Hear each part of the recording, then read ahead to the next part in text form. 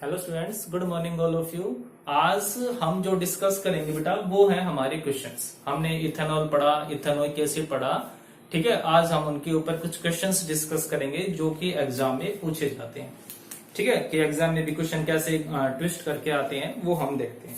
तो जो हमारा आज का फर्स्ट क्वेश्चन है बेटा वो कहता है एन ऑर्गेनिक कंपाउंड एक्स, ठीक है। कोई ऑर्गेनिक कंपाउंड है और उसका नाम क्या बताया हुआ है, एक्स बताया हुआ है। Is a constituent of wine. तो कह रहा भी जो एक्स है वो क्या हो गया, कॉन्स्टिट्यूएंट ऑफ वाइन। मतलब एक्स पहला हिंट हमें यहां से मिली।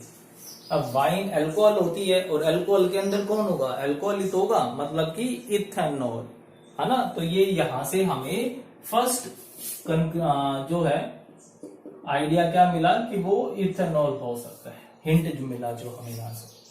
अब आगे क्या कहता है, on heating with acidified potassium dichromate. जब हम इसको हीट करेंगे एक्स को, किसके साथ, पोटाशियम डाइक्रोमेट K2Cr2O7 के साथ जब हम इसको हीट करेंगे, एसिडिफाइड मतलब एसिडिक सॉल्यूशन है, तो क्या कहता है, it gives a compound Y. ये कोई कंपाउंड वाई दे देगा, क्लियर है। अब आगे क्या कहता है, which give brisk effervescence with sodium carbonate. जब मैं वाई की सोडियम कार्बोनेट के साथ रिएक्शन करवाऊंगा तो हमें अफरवेसेंस मिलते हैं, मतलब कि CO2 गैस कह सकते हो टाइप से, कि CO2 गैस इवोल्व होगी, बबल्स आएंगे बहुत सारे, ठीक है। आइडेंटिफाई द एक्स और Y and write the reactions involve. तो बिल्कुल सिंपल सा क्वेश्चन हो गया। पहले इस क्वेश्चन को बहुत अच्छे से बहुत ध्यान से रीड करो। पहला क्या कहता है कि भाई जो कंपाउंड है एक्स कॉन्स्टिट्यूएंट ऑफ वाई है। तो कॉन्स्टिट्यूएंट ऑफ वाई का मतलब क्या होगा कि वो अल्कोहल होगा। यहां पर कोई भी कंफ्यूजन नहीं है, हमने इसके यूजेस पढ़े थे तो उसमें बताया था कि जो इथेनॉल है वो वाइन, बियर इन सबको बनाने में काम आती है, क्लियर है। तो एक्स क्या हो गया बेटा, यहां से एक्स इज इथेनॉल। तो इथेनॉल का formula CH3CH2OH, that is x, clear है। अब नेक्स्ट में क्या कहता है कि जब हम इस इथेनॉल की रिएक्शन करवाते हैं पोटाशियम डाइक्रोमेट के साथ in acidic medium, then it forms compound Y.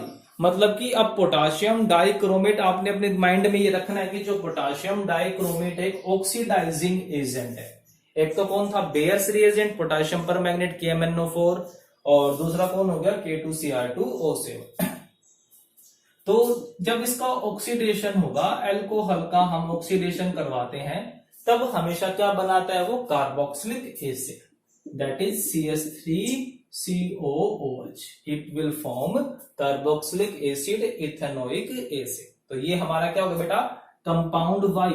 फिर और भी हिंट दिया उसने कि भाई जब वाई की सोडियम कार्बोनेट के साथ रिएक्शन करवाते, तो कल मैंने अपनी वीडियो में बताया था कि अकेला कार्बोक्सिलिक एसिड एक ऐसा कंपाउंड है जो कार्बोनेट्स के साथ रिएक्शन करके CO2 गैस इवोल्व करता है। तो कार्बोनेट है, कार्बोनेट के साथ रिएक्शन हो रही तो कंफर्म है कि वाई कौन होगा, कार्बोक्सिलिक एसिड होगा। अब अल्कोहल के अंदर 2 कार्बन थे, तो कार्बोक्सिलिक एसिड में भी कितने कार्बन प्रेजेंट होंगे, 2 ही तो होंगे, कोई सोचने वाली बात ही नहीं है। तो CH3COH, और जब मैं इसकी रिएक्शन करवाऊंगा सोडियम कार्बोनेट के साथ, तो क्या बना लेगा, ये साल्ट बनाएगा, CH3COONA प्लस H2O, और CO2 गैस रिलीज करेगा जो एफरवेसेंस के लिए रिस्पॉन्सिबल होगा, ठीक है। तो ये थे हमारे एक्स हो गया, ये कंपाउंड वाई हो गया, और हमने उसके सारे के सारे रिएक्शंस को लिख दिए। तो ऐसे क्वेश्चंस तो आपके एग्जाम्स में पूछे जाते हैं। नेक्स्ट क्वेश्चन आता है हमारे पास, जो सेकंड क्वेश्चन है, देखो वो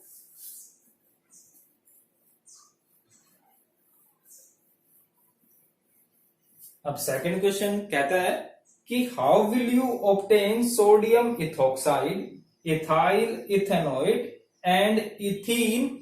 इन तीनों को हमने इथेनॉल से बनाना है। मतलब कि फर्स्ट जो है इथेनॉल से हमने बनाना है sodium ethoxide, sodium ethoxide. Second है इथेनॉल से बनाना है हमने इथाइल इथेनोइड, और थर्ड वन है हमें इथेनॉल से बनाना है इथीन। तो तीनों ही मोस्ट इंपोर्टेंट रिएक्शंस हो गए। तो अब तुम्हें एक रिएक्शन याद कर ली, बट अगर तुमने उनके नाम याद नहीं किए तो सारी की सारी गड़बड़ हो गई, है ना। तो अब कोई बात नहीं, अगर नाम याद नहीं किए हैं तो फिर से लास्ट वीडियोस देखना, उनके नाम नोट करना और अच्छे से याद भी करना। तो फर्स्ट क्या कह रहा है कि भाई इथेनॉल, तो सबसे पहली बात तो तुम्हें पता होना चाहिए कि इथेनॉल का फॉर्मूला क्या होगा, CH3CH2OH। ठीक है, इथेनॉल का फॉर्मूला बिल्कुल अच्छे से याद होना चाहिए। अब मुझे बनाना है सोडियम इथोक्साइड, तो सोडियम इथोक्साइड का बेटा फॉर्मूला ये होता है। ठीक है, ये हो गया, मतलब कि साल्ट बना लिया। अब इन दोनों को जब आप ध्यान से देखोगे तो हाइड्रोजन की जगह क्या है, सोडियम, मतलब कि डिस्प्लेस किया होगा। मैंने कहा था ना कि जो एसिड है, सॉरी जो अल्कोहल है, एक बहुत ही वीक एसिड की तरह काम करता है जो मेटल के साथ रिएक्शन कर जाता है। तो क्या होगा, ये जो सोडियम है हाइड्रोजन को डिस्प्लेस कर देगा और सोडियम इथोक्साइड क्या बन जाएगा, ये हमारे पास sodium ethoxide plus hydrogen gas evolve हो जाएगी, हाइड्रोजन गैस बाहर आ जाएगी। ठीक है, उसके बाद नेक्स्ट आता है हमारे पास कि हमने इथेनॉल को इथाइल इथेनॉइड। अब इथाइल इथेनॉइड का फॉर्मूला तुम्हें याद होना ही होना चाहिए कि इथाइल इथेनॉइड होता क्या है। मैंने कहा था कि ये जो रिएक्शन है ये बहुत ज्यादा इंपॉर्टेंट है कि इथाइल इथेनॉइड का फॉर्मूला क्या होगा, CH3 double bond O CH2CH3, this is ethyl ethanoid.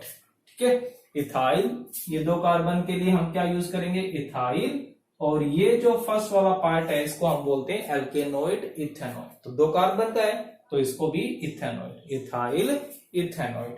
तो अब ये एक्चुअल में कौन है, कौन, ये एस्टर है, मतलब कि कौन सी रिएक्शन हुई है, एस्टरिफिकेशन। तो एस्टरिफिकेशन कब होती है, जब हम अल्कोहल की रिएक्शन करवाते हैं कार्बोक्सिलिक एसिड के साथ। मतलब इथेनॉल की रिएक्शन किससे कराऊंगा बेटा, इथेनोइक एसिड के साथ। इन द प्रेजेंस ऑफ, किसकी प्रेजेंस में रिएक्शन होती है, ये कंसंट्रेटेड H2SO4, जो कि डिहाइड्रेटिंग एजेंट होता है, वाटर को बाहर निकालने में हेल्प करता है और इसको हीट करते हैं। तो क्या बन जाएगा, हमारा जो अल्कोहल था वो इथाइल इथेनॉइड में कन्वर्ट हो जाएगा। और ये जो रिएक्शन है वो रिएक्शन कौन सी हो गई, एस्टरिफिकेशन रिएक्शन। नेक्स्ट आती है हमारे पास कि हमने इथेनॉल को कन्वर्ट करना है इथीन के अंदर, इथेनॉल को कन्वर्ट करना है इथीन। इथेनॉल का फॉर्मूला CH3CH2OH और उसको कन्वर्ट करना है इथीन में, CH2 डबल बॉन्ड CH2। तो अब दोनों को कंपेयर करके देखो क्या हो रहा है, यहां पर एक OH गायब है, यहां से एक H गायब है, मतलब H2O बाहर निकल रहा है। और रिमूवल ऑफ वाटर को हम क्या बोलते हैं, डिहाइड्रेशन। तो this is dehydration reaction of alcohol, मतलब कि यहां पर मुझे कौन सी रिएक्शन करवानी है, डिहाइड्रेशन वाली। तो डिहाइड्रेशन के लिए बेटा क्या जरूरी था, डिहाइड्रेटिंग एजेंट, और वाटर को कौन बाहर निकालता है, कंसंट्रेटेड H2SO4। साथ में कहा था मैंने कि इस रिएक्शन में टेम्परेचर भी जरूर याद रखना है, क्योंकि अगर टेम्परेचर थोड़ा सा भी कम हो गया तो वो जो प्रोडक्ट होगा वो दूसरा बनेगा, वो हम सीखेंगे 11th क्लास में। ठीक है, वो ईथर बना लेगा, वो एल्कीन नहीं बन पाएगा। तो याद रह जाएगा ना। तो ये हमारी तीनों रिएक्शन थी। नेक्स्ट क्वेश्चन आता है, give chemical test to detect the presence of ethanoic acid. तो ये केमिकल टेस्ट के ऊपर भी क्वेश्चन पूछ लिए जाते हैं। अब क्वेश्चन क्या था कि हमने एक केमिकल टेस्ट बताना है जिसकी हेल्प से हम इथेनोइक एसिड को चेक कर पाए कि भाई वो जो गिवन कंपाउंड है उस गिवन कंपाउंड में इथेनोइक एसिड है कि नहीं है, या फिर वो कंपाउंड खुद इथेनोइक एसिड है कि नहीं है।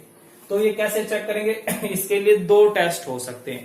पहला तो कौन सा टेस्ट था जो मैंने कहा कि सबसे सिंपल है, वो आप लिख सकते हो कार्बोनेट और बाइकार्बोनेट टेस्ट, कार्बोनेट और बाइकार्बोनेट टेस्ट।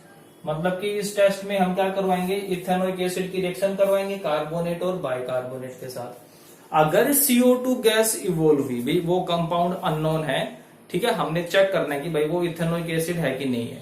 तो अगर उस कंपाउंड की मैं क्या करूंगा, मैं उस कंपाउंड को टेस्ट ट्यूब में लूंगा और उसके अंदर कुछ जो पाउडर है कार्बोनेट या बाइकार्बोनेट का वो उसके अंदर डाल दूंगा, ठीक है, कुछ पार्ट। और अगर जैसे ही मैं डालूंगा अगर वो रियल में इथेनोइक एसिड हुआ तो then it evolve CO2 gas, वो तुरंत CO2 गैस को इवोल्व करेगा, CO2 गैस बाहर आएगी बबल्स के साथ, एफरवेसेंस के साथ। तो अगर ऐसा कुछ हुआ तब क्या हो जाएगा बेटा, वो इथेनोइक एसिड होगा। तो लिख सकते हैं ना कि if the compound is ethanoic acid then produce CO2 gas with carbonate और बाइकार्बोनेट। सेकंड क्या कर सकते हैं हम कि अगर वो इथेनोइक एसिड है तो वो कौन सा टेस्ट देगा, एस्टर टेस्ट देगा। मतलब कि मैं क्या करूंगा, मैं उसके अंदर कुछ ड्रॉप्स अल्कोहल के डालूंगा। भाई हम तो यही मान के चल रहे हैं ना कि वो इथेनोइक एसिड है, तो जैसे मैं इथेनोइक एसिड के अंदर कुछ ड्रॉप्स अल्कोहल के डालूंगा, हल्का सा गर्म करूंगा उसको, फिर सल्फ्यूरिक एसिड कंसेंट्रेटेड H2SO4 डालूंगा, तो अगर वो क्या देगा, फ्रूटी स्मेल देगा। If it give Frooti smell मतलब कि एस्टर बन गया, और एस्टर कौन बना सकता है, कार्बोक्सिलिक एसिड। तो कंफर्म हो गया ना कि भाई वो कार्बोक्सिलिक एसिड था, वो इथेनोइक एसिड था। तो एस्टरिफिकेशन टेस्ट भी लगा सकते हो, एस्टर टेस्ट। अगर वो कार्बोक्सिलिक इथेनोइक एसिड है तो बस हमने इसके अंदर क्या मिलाना है, अल्कोहल। ठीक है, अल्कोहल मिलाऊंगा मैं प्लस कंसेंट्रेटेड H2SO4, हल्का सा गर्म करूंगा। अगर वो रियल में इथेनोइक एसिड था तो फ्रूटी स्मेल आएगी, एक अच्छी खुशबू आएगी, और वो कंफर्म कर देगा कि वो इथेनोइक एसिड था। अगर इथेनोइक एसिड नहीं था तो कोई हमें फ्रूटी स्मेल मिलेगी नहीं, कोई भी वो ये टेस्ट को फॉलो करेगा ही नहीं। ठीक है, तो आपको ये एक टेस्ट लिख कर सकते हो, ये अच्छी बात, आप दोनों भी मेंशन कर सकते हो। नेक्स्ट क्वेश्चन है बेटा, कंप्लीट द फॉलोइंग रिएक्शन। हमने जो रिएक्शंस गिवन है हमें उन रिएक्शंस को कंप्लीट करना है। तो रिएक्शन दे रखी है बेटा C2H5OH plus oxygen, and second reaction है CH3COH प्लस NaHCO3। अब ये दोनों की दोनों रिएक्शंस हम कर चुके हैं, एक बार इसको ध्यान से समझो कि पहली रिएक्शन में क्या हो रहा है, C2H5OH कौन है, अल्कोहल है ना। अब अल्कोहल की मैं रिएक्शन करवा रहा हूं ऑक्सीजन के साथ। तो अब दिमाग में दो बातें जा रही होंगी कि भाई अल्कोहल की मैं रिएक्शन करवा रहा हूं ऑक्सीजन के साथ, तो ये कंबशन भी हो सकती है और ऑक्सीडेशन भी ऑक्सीजन के प्रेजेंस में ऑक्सीडेशन भी होता है। बट अगर ये ऑक्सीडेशन होता तो ऑक्सीडाइजिंग एजेंट मिलता। अब कोई ऑक्सीडाइजिंग एजेंट नहीं, मतलब कि यहाँ पर जो ऑक्सीजन है वो एक्सेस अमाउंट में है, तो एक्सेस अमाउंट में होने की वजह से ये रिएक्शन कौन सी बन गई, कंबशन रिएक्शन। और जब अल्कोहल का कंबशन होता है तो बेटा क्या प्रोड्यूस करता है, वो कंप्लीटली बर्न होगा, CO2 गैस प्रोड्यूस करेगा, H2O प्रोड्यूस करेगा, साथ में लार्ज अमाउंट में हीट एंड लाइट प्रोड्यूस होगी। ठीक है, तो ये हमारा आंसर हो जाएगा। हाँ, अगर यहाँ पर ऑक्सीडाइजिंग एजेंट मेंशन होता तो फिर ये ऑक्सीडेशन होती और इथेनॉल किस में कन्वर्ट हो जाता, कार्बोक्सिलिक एसिड मतलब इथेनोइक एसिड के अंदर। अब ये रिएक्शन, ये कौन हो गया, ये फंक्शनल ग्रुप तुमने पहचानना है कि दिस इज कार्बोक्सिलिक एसिड।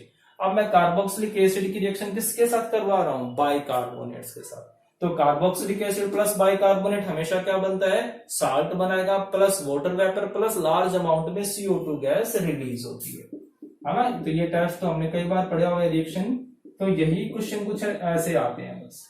तो अगर आप इन क्वेश्चन को अच्छे से कर लेते हो, समझ लेते हो, तो ये जो ऑर्गेनिक केमिस्ट्री है बिल्कुल ही सिंपल सी है। ठीक है, बस थोड़ा सा अंडरस्टैंडिंग तुमने बढ़ानी है। तो इतना करना, बाकी के अगर कोई भी डाउट होंगे तो हम अपने नेक्स्ट वीडियो में डिस्कस करेंगे। Okay, thank you.